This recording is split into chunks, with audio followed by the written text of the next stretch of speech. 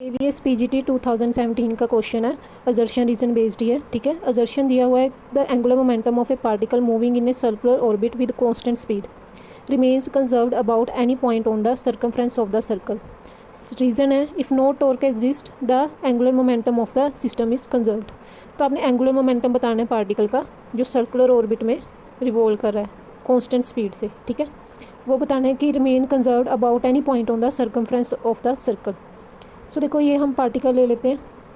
ठीक है, ये सर्कुलर ऑर्बिट में रिवॉल्व कर रहा है। अगर हम सेंटर अबाउट सेंटर से देखते हैं, ये सेंटर मान लो, ये यहाँ से लेके यहाँ तक का पोजीशन वेक्टर है आर वेक्टर सेंटर से। ठीक है, और ये सेंटर के अबाउट रिवॉल्व कर रहा है पार्टिकल। तो हमारे पास इस पर क्या लगेगी, फोर्स लगेगी इसको रिवॉल्व कराने के लिए, जिसको क्या कहते हैं सेंट्रीपिटल फोर्स mv²/r। ठीक है, एफ क्या है हमारे पास सेंट्रीपिटल फोर्स, जो कितनी होती है mv²/r। अब देखो अगर हम सेंटर के अबाउट देखते हैं तो इसका पोजीशन वेक्टर क्या है आर वेक्टर।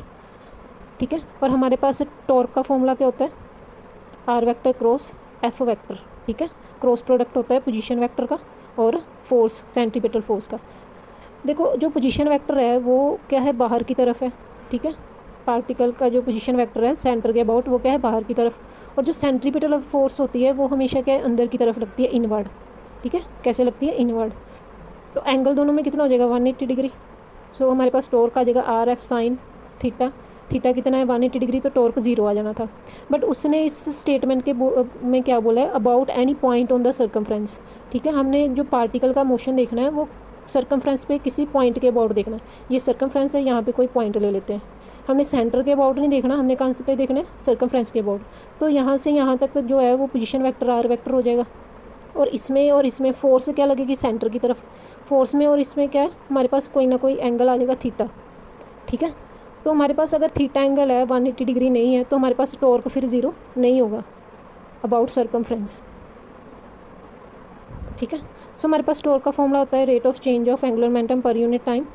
अगर हमारे पास टॉर्क 0 होता तो एंगुलर मोमेंटम कांस्टेंट आ जाना था। बट अगर हमारे पास टॉर्क ही अब 0 नहीं है सर्कमफ्रेंस के अबाउट तो एल भी क्या है एंगुलर मोमेंटम भी कांस्टेंट नहीं है। ठीक है, तो इसमें कौन सा वाला करेक्ट होगा। देखो जो रीज़न है कि अगर कोई टॉर्क नहीं है मतलब टॉर्क 0 है तो एंगुलर मोमेंटम क्या होना था कंजर्व्ड होना था। सो इट मीन्स रीज़न सही है। तो इन दोनों स्टेटमेंट में रीज़न रॉन्ग दे रखा है, ये दोनों गलत है। रीज़न करेक्ट है बट असर्शन क्या है। ठीक है, उसने बोला है कि कांस्टेंट होगा एंगुलर मोमेंटम अगर सर्कमफ्रेंस के अबाउट देखते हैं, तो टॉर्क ही 0 नहीं होगा तो यहाँ पे कांस्टेंट नहीं होगा, तो असर्शन रॉन्ग है, रीज़न करेक्ट है। So option A is correct.